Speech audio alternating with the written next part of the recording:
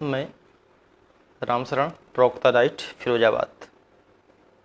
आज हम साहित्य के विभिन्न विधाओं के अंतर्गत इस श्रृंखला में बात करेंगे कि जीवनी से हम अपने कक्ष में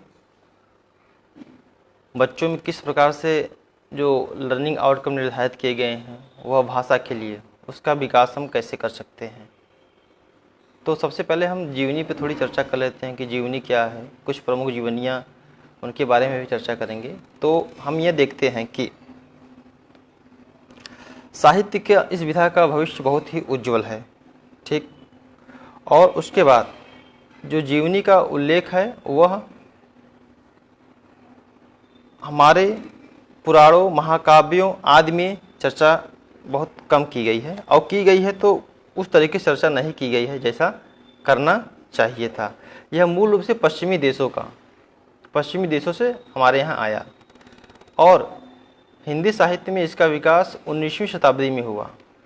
हिंदी साहित्य में इसका विकास 19वीं शताब्दी में हुआ। अब हम देखते हैं कि हमारे यहाँ रामचरितमानस लिखा गया है, भगवान राम के चरित्र का वर्णन किया गया है। वह भी क्या है, एक जीवनी है। भगवान राम के बारे में उसमें वर्णन किया गया है। जाहिर सी बात है, अब हम देखते हैं कि जीवनी को क्या कहते हैं, जीवनी को गाथा भी कहा जाता है। जीवनी को गाथा भी कहा जाता है। अब एक यहाँ परिभाषा हम देखते हैं कि इस परिभाषा में जीवनी को क्या बताया जा रहा है और इसके अंतर्गत हम बच्चों में लर्निंग आउटकम का क्या विकास कर पाएंगे। तो यहाँ पर देखिए, जीवनी आधुनिक गद्य की विधा है। किसी व्यक्ति विशेष की जीवनी को आधार मानकर जब कोई अन्य व्यक्ति लिखता है तो उसे जीवनी कहते हैं। जीवनी में एक भ्रम यह रहता है कि जीवनी जो लिखता है वो स्वयं लिखता है या कोई और लिखता है। तो यहाँ पर देखिए, परिभाषा में देखिए, किसी व्यक्ति विशेष के जीवन को आधार मानकर जब कोई अन्य व्यक्ति लिखता है, किसी व्यक्ति के जीवन को आधार मानकर जब कोई अन्य व्यक्ति लिखता है तो उसे जीवनी कहते हैं। हमारे यहाँ भी जीवनी लिखी गई है, लेकिन उस तरीके से जीवनी नहीं लिखी गई है जैसे रामचरितमानस है। आप देख सकते हैं उसमें मर्यादा पुरुषोत्तम के राम के जीवन का वर्णन किया गया है। अब अगर मर्यादा पुरुषोत्तम जो राम है उनके जीवन को हम देखें तो उनके जीवन से हमें क्या सीख मिलती है यह भी पता चलता है। अब यहाँ अगर रामचरितमानस की बात करें, रामचरितमानस में लर्निंग आउटकम का विकास कैसे होगा या न्यूनतम अधिगम स्तर जो भाषा के लिए निर्धारित किए गए हैं उसका विकास कैसे होगा। तो जो रामचरितमानस में आए हुए शब्द हैं आप सभी परिचित हैं। रामचरितमानस की भाषा शैली उत्कृष्ट है, विश्व साहित्य में उत्कृष्ट है। हम उसके छोटे छोटे भाग को पाठ्यक्रम में रख सकते हैं या रखा भी गया है। कवितावली से, गीतावली से, रामचरितमानस के अलावा भी जो तुलसीदास ने लिखा है। उसके बाद आपके यहाँ से बालकांड, अयोध्या कांड, अरण्यकांड, किष्किंधा कांड, सुंदरकांड, लंका कांड और उत्तरकांड, विभिन्न कांडों से भिन्न कक्षाओं में उस भाग को रखा गया है। तो उस भाग से हम जो बच्चों में रुचि जो पैदा कर सकते हैं जीवनी के माध्यम से। जब बच्चे में रुचि पैदा होगी कि फला व्यक्ति की जीवनी थी, उनका जन्म यहाँ हुआ था, उनके माता पिता का नाम ये था, उनकी पत्नी ये थी, उनके जीवन में इतनी घटनाएं घटी। जब इस प्रकार से हम जीवनी कक्ष में कहीं भी पढ़ाते हैं, कहीं भी चर्चा करते हैं तो बच्चे में क्या होता है, बच्चे में एकाग्रता बढ़ती है। और आप भली भांति परिचित हैं कि अगर हमें कक्ष को प्रभावी, रोचक या जो लर्निंग आउटकम के मानक निर्धारित किए गए अगर उनको पूरा करना है तो सबसे पहले कक्ष शांत होना चाहिए। तो हमारे दृष्टिकोण से अगर जीवनी को हम बच्चों को पढ़ने के लिए स्वयं कहें और खुद ही कक्ष में उनसे चर्चा करें तो जाहिर सी बात है, बच्चा चाहे वो मुंशी प्रेमचंद की जीवनी हो, चाहे वो पंडित जवाहरलाल नेहरू की जीवनी हो, चाहे वो स्वामी विवेकानंद की जीवनी हो, चाहे वो महात्मा गांधी की जीवनी हो, जब बच्चा पढ़ रहा होता है तो उन शब्दों को वो सीख रहा होता है। जो क्लिष्ट शब्द आते हैं उन पर भी वो ध्यान दे रहा होता है या टीचर से खुद पूछता है। तो यहाँ पर जो न्यूनतम अधिगम स्तर मानक निर्धारित किया गया है कि 5 शब्द, 20 शब्द, 75% आदि मानक निर्धारित किए गए विभिन्न कक्षाओं के लिए, वह लर्निंग आउटकम निश्चित तौर पर पूरा होगा। जीवनी अब देखें कुछ प्रमुख जीवनी क्या है। जैसे थे अमृत राय ने लिखा कलम का सिपाही। अमृत राय कलम का सिपाही, ये प्रश्न पूछा जाता है बार बार कि अमृत राय, आप ये भी जान लें कि अमृत राय मुंशी प्रेमचंद के लड़के थे। और कलम का सिपाही किस पर केंद्रित है? ये केंद्रित है हमारे प्रेमचंद जी पर। उसके बाद रामविलास शर्मा ने लिखा निराला की साहित्य साधना। जयप्रकाश भारती ने लिखा लोकमान्य तिलक। विष्णु भाकर ने लिखा आवारा मसीहा। राहुल सांकृत्यायन ने लिखा महात्मा बुद्ध। अब हम बात कर लें कि जो अमृत राय ने लिखा कलम का सिपाही, मुंशी प्रेमचंद के ऊपर लिखा, तो जाहिर सी बात है मुंशी प्रेमचंद की जीवनी लिख रहे हैं उनके पुत्र अमृत राय।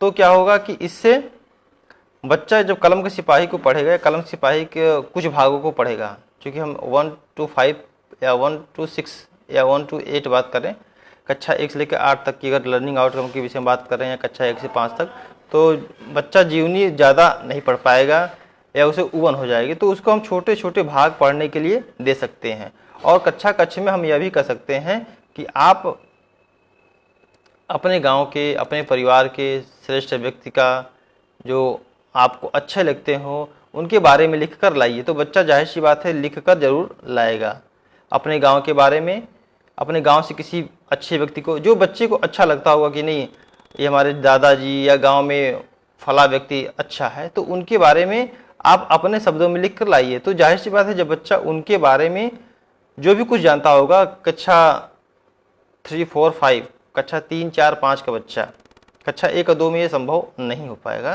क्योंकि बच्चे की मानसिक स्थिति इतनी विकसित नहीं होती है। लेकिन कक्षा 1 और 2 में भी अगर हम उसी कक्षा के बच्चों का कि एक दूसरे से अगर लिखवाएं, एक दूसरे से जीवनी, एक दूसरे से उस पर चर्चा करें, तो थोड़ी बहुत वो लिखेंगे। उसके बाद हम देखते हैं कि अगर हम उस कक्षा 4, 5, 6, 7, 8 के बच्चे को अगर हम उसी गांव के, उसी व्यक्ति के, किसी व्यक्ति के बारे में कहें कि आप लिख कर लाइए उनकी जीवनी, तो पहले हमें जीवनी बता देना पड़ता होगा कि जीवनी की परिभाषा क्या है। तो जीवनी की परिभाषा आप बता सकते हैं किसी व्यक्ति विशेष के जीवन को आधार बनाकर, किसी व्यक्ति विशेष की, वो जरूरी नहीं कि आपके घर का ही हो, आपके गांव का ही, आधार बनाकर जब कोई अन्य व्यक्ति में वो बच्चा खुद हो सकता है लिखता है, तो उसे क्या कहते हैं? जीवनी कहते हैं। अब यहाँ पर हम देखते हैं कि जीवनी की परिभाषा और स्पष्ट कर लेते हैं ताकि हम कक्षा में जाकर बच्चों को जीवनी खुद बनाने के तरीके बता दें। जब जीवनी बनाने के तरीके बताएंगे तो निश्चित तौर पर जो मानक निर्धारित किए गए हैं 5 शब्द, 10 शब्द, किसी अनुच्छेद को पढ़कर 75% याद करना, उसमें आए हुए शब्दों को कंठस्थ करना, ये चीज़ें क्या हो जाएगी? उससे याद कर जाएंगे। जब बच्चा जीवनी लिखेगा, जब एक पैराग्राफ लिखेगा, एक अनुच्छेद लिखेगा, जाहिर सी बात है बच्चा खुद लिख रहा है तो वो खुद उन शब्दों को एक बार में तो नहीं लेकिन 2 बार में समझ जाएगा कि मैंने क्या लिखा है और इसका अर्थ क्या होगा। अब यहाँ पर हम देखते हैं कि जीवनी क्या है, एक परिभाषा क्लियर करते हैं। परिभाषा क्लियर करने से यह स्पष्ट हो जाएगा कि वाकई में क्या लर्निंग आउटकम पूरा हो पाएगा कि नहीं हो पाएगा कि जीवनी से। कि अभी हम किताबों में पढ़ रहे हैं कि लर्निंग आउटकम कैसे होगा साहित्य की विभाग या भाषा में लर्निंग आउटकम पूरा करने के लिए क्या साहित्य की जो विधाएं हैं उनके माध्यम से हम न्यूनतम अधिगम स्तर को पा सकते हैं। तो उसके लिए परिभाषा दोबारा देखते हैं। किसी विशिष्ट व्यक्ति के जीवन वृत्तांत को जीवनी कहते हैं। किसी भी विशिष्ट व्यक्ति के जीवन को वृत्तांत को जीवनी कहते हैं। विशिष्ट व्यक्तित्व के सभी लोग नहीं होते हैं, जाहिर सी बात है कि विशिष्ट सभी व्यक्ति नहीं होते हैं। समाज और देश के कुछ चुने हुए लोग ही विशिष्ट होते हैं, उनकी यह विशिष्टता उनके विशेष कार्यों पर निर्भर करती है। ऐसी विशिष्ट पुरुषों की जीवनी लिखी जाती है। अब यहाँ पर देखिए कि अगर हम बात कर रहे हैं लर्निंग आउटकम की, तो किसी विशिष्ट व्यक्ति का ही जीवनी लिखा जाता है, सभी व्यक्ति की जीवनी नहीं लिखी जाती। या सभी व्यक्ति विशिष्ट नहीं होती हैं, चाहे वो हमारे घर में हो, चाहे हमारे गांव में हो, चाहे हमारे देश में हो, चाहे हमारे शहर में हो। तो वहाँ पर क्या होती है? सभी को सुप्रभात, यहाँ पे क्या होती है, अब हम देखते हैं कि जो जीवनी के प्रकार हैं, जीवनी के प्रकार इसलिए स्पष्ट करेंगे कि जो हमारा लर्निंग आउटकम है, क्या जो जीवनी के प्रकार हैं उसमें फिट बैठ पा रहा है, या क्या उसके अनुसार जो न्यूनतम अधिकतम स्तर मानक निर्धारित किए गए हैं क्या वो पूरा हो पाएगा। जीवनी के प्रकार देखिए, आत्मीय जीवनी, लोकप्रिय जीवनी, ऐतिहासिक जीवनी, मनोवैज्ञानिक जीवनी, व्याख्यात्मक जीवनी, कलात्मक जीवनी और व्यंग्यात्मक जीवनी, ये क्या है, इनके प्रकार हैं। अब यहाँ पर हम बात करते हैं कि जीवनी के तत्व। जीवनी नेटवर्क प्रॉब्लम थी। जीवनी लेखक को किसी मनुष्य की जीवनी लिखने के पहले कुछ आवश्यक तैयारी कर लेनी चाहिए। अब तैयारी क्या करेंगे जीवनी की, उसके जो पत्र हैं, उसकी जो डायरियाँ हैं, ये सब चीज़ें जानकारी होनी चाहिए। अब देखिए हम शुरू करते हैं कक्षा 4, 5, 6, 7, 8 के बच्चों के लिए कि अब जीवनी उसे तो नहीं मिलेगी, उसे तो किसी महापुरुष की जीवनी नहीं मिल पाएगी या किसी महापुरुष की डायरी नहीं मिल पाएगी। तो क्या हुआ, वो किसी भी अपने ही घर में अपने बड़े भाई, अपने दादा दादी, नाना नानी के बारे में पूछ कर लिख सकता है।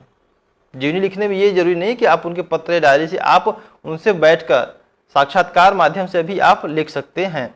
तो इससे क्या हुआ, उसमें तर्क शक्ति का विकास होगा और कल्पना शक्ति का विकास होगा। और जब वो किसी बताया दादी, नाना नानी या गांव का कोई श्रेष्ठ व्यक्ति उसके बारे में जब लिखेगा तो वो क्या करेगा, वह कुछ चीज़ों को तो लिखेगा, जब लिखेगा तो वो क्या करेगा, पढ़ेगा, जब पढ़ेगा तो उन शब्दों का उसे ज्ञान होगा। जब वो लिखता रहेगा तो क्या होगा, उन शब्दों का जो हमारा न्यूनतम अधिगम स्तर है भाषा के परिप्रेक्ष्य में, वह उसको पूरा कर रहा होता है। जो पैराग्राफ की एक अनुच्छेद को पढ़कर बच्चा उन चीज़ों को समझ पा रहा है कि नहीं समझ पा रहा है, यह चीज़ें क्या होगी, बच्चों में जरूर आत्मसात कर ले पाएगा। अब यहाँ हम देखते हैं कि जीवनी के जो आधार तत्व कौन से होते हैं। अब यहाँ पर यह चीज़ और भी महत्वपूर्ण है कि जीवनी लेखक को उन सभी व्यक्तियों से संपर्क करना चाहिए जो नायक से संबद्ध रहे हो। जीवनी लिखते समय उन सभी व्यक्तियों से संपर्क करना चाहिए। अगर वो अपने दादा दादी, नाना नानी के जीवन में घटी घटनाओं के ऊपर जीवनी लिख रहा है, देखिए हम बच्चे में अभी तक तो वो जो किताबी बातें पढ़ रहा होता है कि जीवनी ये होता है, जीवनी वो होता है, जीवनी में किसी व्यक्ति की किसी दूसरे कोई दूसरा लिखता है, किसी व्यक्ति के आधार बनाकर लिखा जाता है। तो लेकिन जब यहाँ पर जीवनी के लिए जब उसके दादा दादी, नाना नानी से आप कहेंगे कि आपके दादा दादी, नाना नानी या घर में वरिष्ठ व्यक्ति के जीवन में कौन कौन सी घटनाएं घटी, उनको उनसे आप पूछिए और उनसे आप लिखिए, उसको पेज पर लिख कर लाइए। तो क्या होगा, निश्चित तौर पर बच्चे में लेखन शक्ति का विकास होगा। हम लर्निंग आउटकम की बात कर रहे हैं, वह तो सही है, लेकिन लर्निंग आउटकम के बाद और भी तर्क शक्ति का, चिंतन शक्ति का, कल्पना शक्ति का, जो चीज़ें वो किताबों में पढ़ रहा होता है कि किताबी बातें ही रह जाएंगी, उन चीज़ों को प्रैक्टिकली करेगा, वो उन चीज़ों को वो प्रयोगात्मक रूप में करेगा। तो जो हमारा न्यूनतम अधिगम स्तर भाषा के लिए निर्धारित किया गया है प्रेरणा ऐप, आपके मिशन प्रेरणा के अंतर्गत कि कक्षा 1-2, कक्षा 1-2 की बात हम इसलिए नहीं कर रहे हैं कि कक्षा 1-2 में मानसिक स्तर इतना उच्च नहीं होता है कि बच्चा जीवनी या किसी व्यक्ति का लिख सके। यहाँ सब कक्षा 4, 5, 6, 7, 8 तक के बच्चों में हम ये देख सकते हैं, जो चीज़ें वो जीवनी पढ़ रहा है, जीवनी ये होता है, जीवनी वो होता है, जीवनी मुंशी प्रेमचंद की जीवनी अमृत राय ने लिखी, कलम के सिपाही लिखा, उन चीज़ों को क्या करेगा, उन चीज़ों को प्रैक्टिकली अपने अनुसार वो करेगा।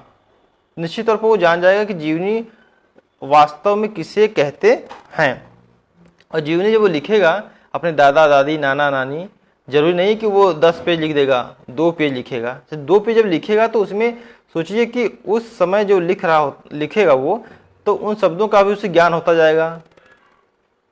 उसके वाक्य में कुछ त्रुटियां हो सकती हैं, वाक्य के तारतम्यता में कुछ त्रुटियां हो सकती हैं, लेकिन ये चीज़ें क्या आगे आने वाले समय में दूर हो जाएंगी और वह साहित्य की जो विधा है जीवनी, उसको पढ़कर यह समझ पाएगा कि वास्तव में जीवनी किसे कहते हैं, जीवनी क्या होती है।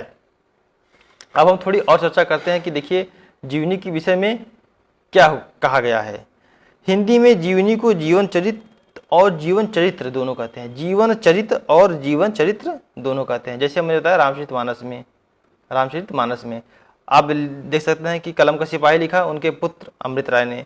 उसके वैसे दोनों में कोई खास अंतर नहीं है, फिर भी विशिष्ट अर्थ में दोनों अंतर किया जा सकता है। जीवनी में जीवन की स्थूल घटनाओं और जीवन चरित्र में नायक के आंतरिक गुणों का समावेश किया जाता है। यहाँ पर यह बात महत्वपूर्ण है, जीवन चरित्र और जीवन चरित्र में अंतर थोड़ा स्पष्ट कर लेते हैं हम। जीवन में जीवन की स्थूल घटनाओं का, जो नॉर्मल या कहते सामान्य तौर पर जो किसी व्यक्ति के जीवन में घटनाएं घटती हैं उनके बारे में चर्चा करते हैं। जीवन चरित्र के बारे में जीवन चरित्र, और जीवन चरित्र में क्या कहते हैं, जीवन चरित्र में नायक के आंतरिक गुणों का। नायक के आंतरिक गुण क्या है, नायक भी एक व्यक्ति होता है। जब व्यक्ति होगा तो क्या होगा, उसमें भी दया होगी, माया होगी, ममता होगी, ईर्ष्या होगा, लोभ होगा। तो जीवन चरित्र में नायक के आंतरिक गुणों का, चरित्र यहाँ शब्द ध्यान दीजिए कि जीवन चरित्र में नायक के आंतरिक गुणों का, और जीवन चरित्र में नायक के या उस व्यक्ति के स्थूल घटनाओं का, जो घटनाएं सामान्य तौर पर घटती रहती हैं, हमारे भी जीवन में घटती रहती हैं, आपके भी जीवन में घटती रहती हैं, उनका वर्णन किया जाता है। अब यहाँ आप देख सकते हैं, जीवनी में नायक के संपूर्ण जीवन के विशिष्ट क्रियाकलापों का उल्लेख रहता है। जैसा मैंने बताया कि जो कुछ विशिष्ट बातें हमारे जीवन में घटित होती है, जीवनी में उनका उल्लेख जरूर होता है। उसके बाद अब हम बात करेंगे कि अब चूंकि हम लर्निंग आउटकम हम बात कर रहे हैं, साहित्य के विभिन्न विधाओं के अंतर्गत लर्निंग आउटकम का विकास कैसे करें, उसके अंतर्गत आज हम जीवनी के बारे में चर्चा कर रहे हैं। तो यहाँ पर जो शब्दों का ज्ञान है, अनुच्छेदों का ज्ञान है। अब यहाँ पर मैं आपको पहले ही बता चुका कि जब बच्चा अपने घर में, अपने परिवार में जीवनी किसी भी दादा दादी, नाना नानी या गांव के किसी सम्मानित व्यक्ति का, या बच्चे के दृष्टिकोण में 4, 5, 6, 7, 8 में जब बच्चा आ जाता है तो वो भी जानने लगता है कि उसके घर में कौन किसी को तो वो अपना आदर्श मान लेता है। गांव में, घर में, शहर में, गली में, मोहल्ले में किसी को न किसी को मान लेता है। तो अगर आप उससे कह दें कि जो आपके दादा दादी, नाना नानी या जिसको भी आप जो भी आपको अच्छा लगता है या जिससे आपने कुछ सीखा या जिसके गुणों को आप अच्छा समझते हो, उनके बारे में 2 पेज लिखकर लाइए। उनसे पूछकर कि उनकी जीवनी, उनके कक्षा 1 में कैसे थे वो, 2 में कैसे थे, या वो कक्षा 12 तक उनके जीवन में क्या क्या घटनाएं घटी। तो कक्षा 12 तक उनके जीवन में क्या क्या घटनाएं घटी, इन चीज़ों को बच्चा लिख कर लाएगा तो जाहिर सी बात क्या कर रहा है, वह लिख तो रहा है जीवनी ही। और जब जो साहित्य की अन्य विधाएं हैं, जो साहित्य की अन्य विधाओं के अंतर्गत हम बात कर रहे हैं जीवनी में, तो जो बताया गया कि एक अनुच्छेद को पढ़कर 75% बच्चा उसमें आए हुए शब्दों को समझ पा रहा है कि नहीं, इसका ज्ञान होना लर्निंग आउटकम के लिए जरूरी है। जब बच्चा स्वयं ही लिख रहा होता है, जब बच्चा स्वयं लिखेगा तो जाहिर सी बात है उसे बहुत से शब्दों का ज्ञान उसे हो जाएगा। जब वो स्वयं लिखता है तो वो हो जाएगा। हाँ, ये हो सकता है कि जीवनी लिखने में बच्चे के कुछ चीज़ें छूट जाएं या कुछ वाक्यों की तारतम्यता टूट सकती है, लेकिन क्या हुआ कि जो चीज़ें बच्चा बस किताबी पढ़ रहा था कि जीवनी ये होती है, जीवनी वो होती है, जीवनी में किसी व्यक्ति विशेष के जीवन में घटी घटनाओं का वर्णन किया जाता है, वो क्या करेगा उसमें, वह स्वयं भी किसी व्यक्ति की जीवनी को लिख रहा होता है। तो उसके अंदर क्या होगा, आत्मविश्वास ही पैदा होगा, उसके अंदर अभिव्यक्ति आएगी, आत्मविश्वास पैदा होगा। तो हम जो बात करते हैं कि न्यूनतम अधिगम स्तर विभिन्न कक्षाओं के लिए विभिन्न निर्धारित किए गए हैं, वह उनको पूरा कर रहा होगा। जरूरी नहीं है कि जो चीज़ें हम जो साहित्य की विधाएं हैं, जीवनी की बात कर रहे हैं तो हम जीवनी वो तो कक्षा में पढ़ ही रहा है, कक्षा 4, 5, 6, 7, 8, 9, 10, 11, 12, यहाँ तक कि ग्रेजुएशन में भी बच्चे जीवनी पढ़ लेते हैं। लेकिन हम ऐसा भी छोटा प्रोजेक्ट दे सकते हैं कि आप अपने घर में, अपने परिवार में, अपने गांव में, अपने मोहल्ले में, अपने गली में किसी ऐसे व्यक्ति को जानते हो जिनसे कि आप प्रभावित हो रहे हैं, आप उनके गुणों से प्रभावित हो रहे हैं, उनके बारे में आप 2 पेज 4 पेज लिख कर लाइए। उनसे आप बात करिए कि आपकी जीवन कैसे कैसे घटी, आप कहाँ से कक्षा 4 में कैसे आए, फिर 5 में, फिर कक्षा 10 में कैसे आए, फिर कक्षा 12 में कैसे आए, फिर ये कक्षा 12 तक आते आते आपके जीवन में कहाँ कहाँ से कैसी कैसी चीज़ें घटनाएँ घटी। तो क्या हुआ, उन चीज़ों को वो लिखेगा। जाहिर सी बात है जिससे बात कर रहा होगा उनसे तो वो पूछ कर लिखेगा। जब उनसे लिखेगा तो जाहिर सी बात है कुछ क्लिष्ट शब्द भी आएंगे, कुछ अलंकारिक शब्द भी आएंगे, तो वो उन शब्दों को अपने अपने अपने शब्दों में लिखेगा। जब अपने शब्दों में लिखेगा तो क्या करेगा, वो जो हमारा लर्निंग आउटकम है कि एक अनुच्छेद के अंतर्गत 75% चीज़ों को पढ़ पा रहा है और पढ़ के समझ पा रहा है। जब बच्चा खुद ही जीवनी किसी का लिख रहा है, बच्चा खुद ही जीवनी किसी का लिख रहा है, चाहे वो अपने घर में लिख रहा हो, परिवार में लिख रहा हो, गांव में लिख रहा हो, गली में लिख रहा हो, मोहल्ले में लिख रहा हो, बच्चा किसी न किसी व्यक्ति से प्रभावित जरूर होता है। बच्चा किसी न किसी व्यक्ति से प्रभावित जरूर होता है और वह उस व्यक्ति के जीवनी को लिखेगा। तो जो हम कक्षा 6, 7, 8 में पढ़ा रहे हैं कि जीवनी ये होती है, जीवनी वो होती है, जीवनी ऐसे लिखी जाती है, जीवनी वैसे लिखी जाती है, जीवनी में इन चीज़ों का वर्णन किया जाता है, तो बच्चा जब अपने आसपास रह रहे लोगों के विषय में लिखेगा, उनसे पूछ कर लिखेगा, क्योंकि अब उसे तो डायरी मिलेगी नहीं, डायरी हर व्यक्ति बनाता भी नहीं है और हर व्यक्ति पत्र तो बनाता भी नहीं, क्योंकि आज तकनीकी का युग है। तो पहले होता था कि पहले हमारे पास पत्र मिल जाते थे, हमारे पास डायरी मिल जाती, डायरी भी अभी भी बहुत कम लोग लिखते हैं। पत्र पहले मिल जाता था, अब पत्र नहीं मिल पाएगा। तो जाहिर सी बात है बच्चा उनसे बात करेगा, और जो बात करेगा तो लर्निंग आउटकम जो हमारा निर्धारित किया गया है कक्षा 4, 5, 6, 7, 8 में भाषा के दृष्टिकोण से कि अनुच्छेद को पढ़कर उसमें आए हुए शब्दों को वह समझ पा रहा है कि नहीं।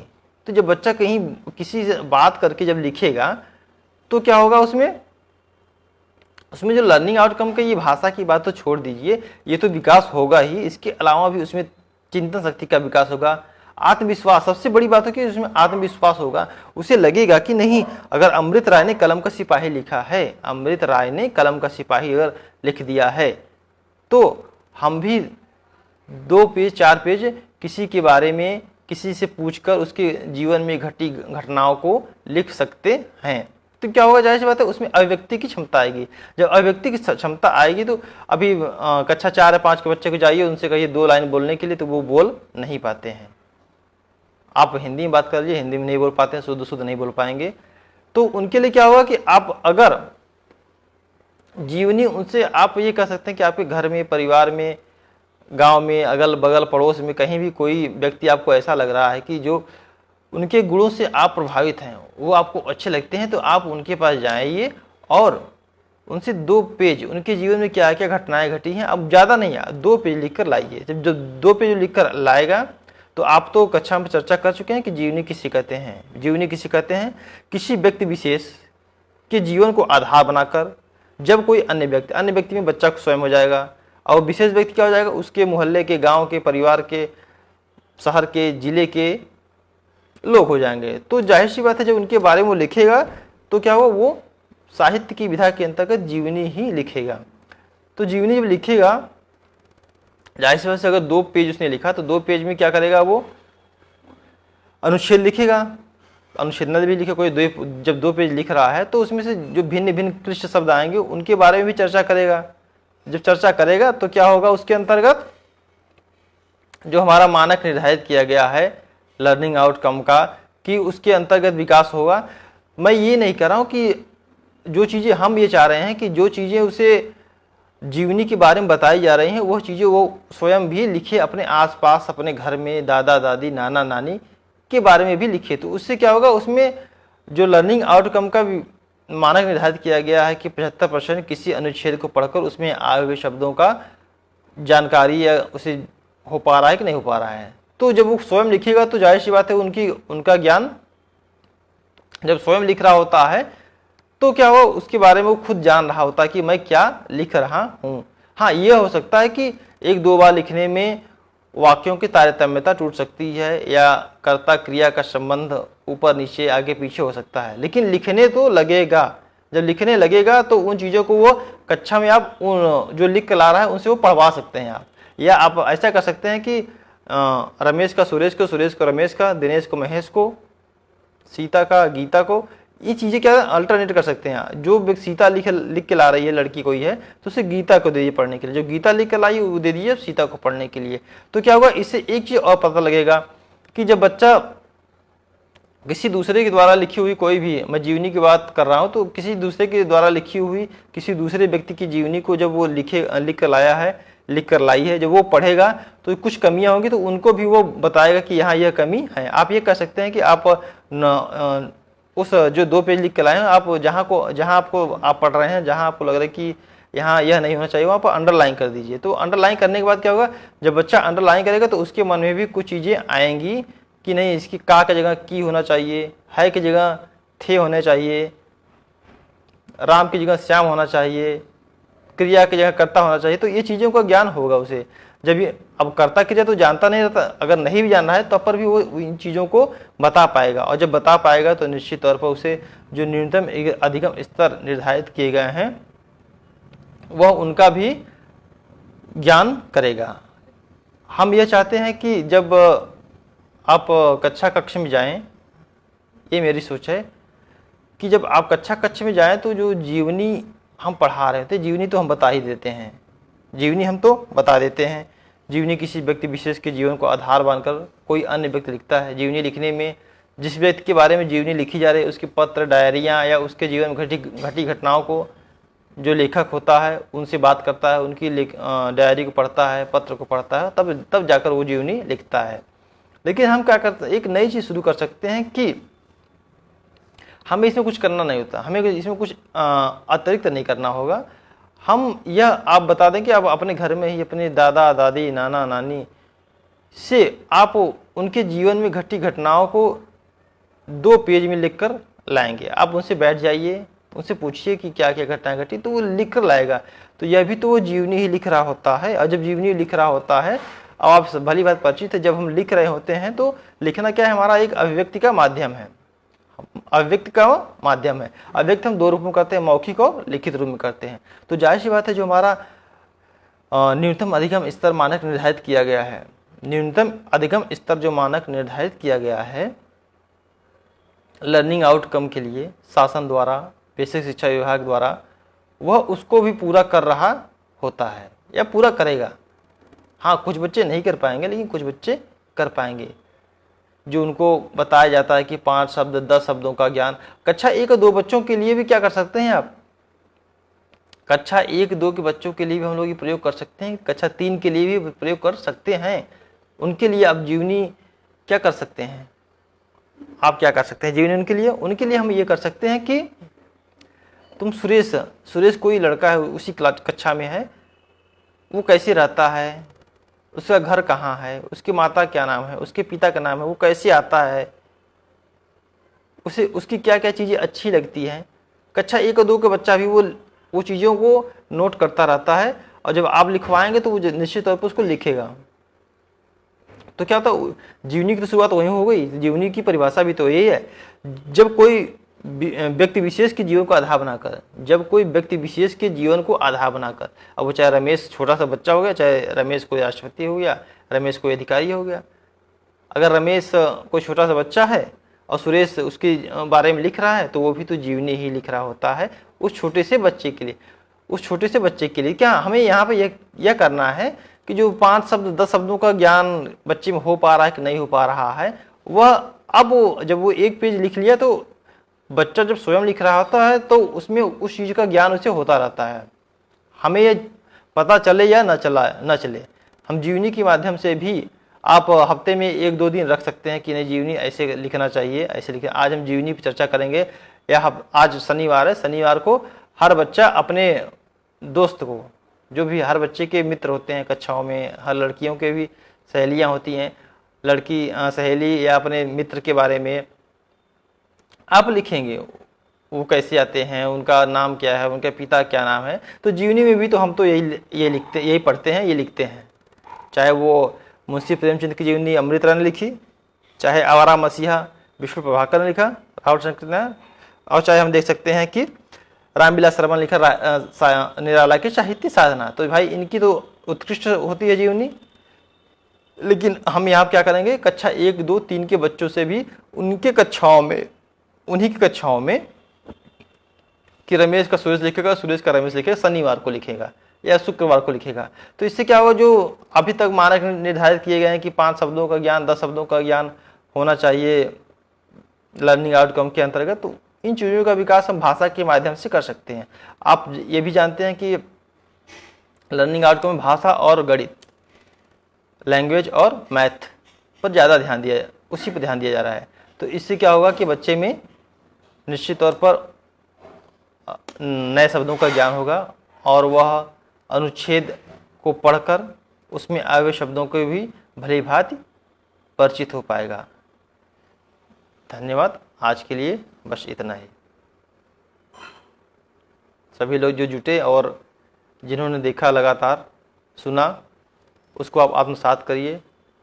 धन्यवाद।